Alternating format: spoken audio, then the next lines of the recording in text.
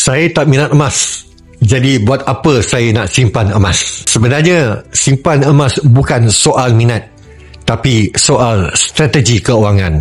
Kita simpan emas kerana fungsinya sebagai pelindung nilai, bukan kerana suka tengok emas atau pakai emas. Ramai wanita suka emas perhiasan, rantai, cincin, gelang. Tapi itu bukan simpanan sebenar. Perhiasan dan emas pelaburan adalah dua kategori berbeza. Kalau anda nak untung dalam jangka panjang, emas pelaburan seperti gold bar atau dinar lebih sesuai. Sebab nilai terjamin, tidak susut seperti perhiasan.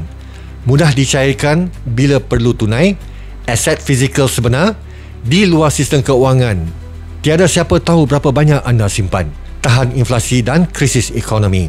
Malah jika anda muflis sekalipun, akaun bank boleh dibekukan, harta boleh disita.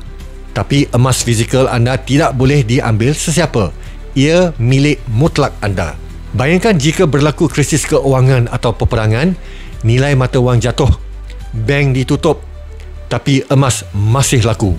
Boleh dibawa ke mana-mana dan ditukar kepada mata wang lain.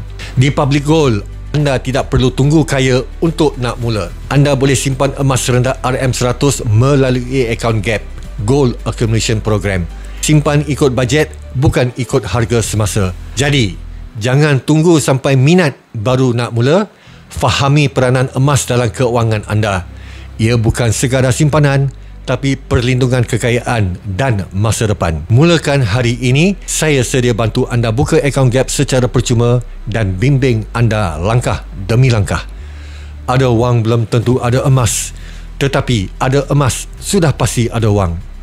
Ingat emas, ingat Public Gold.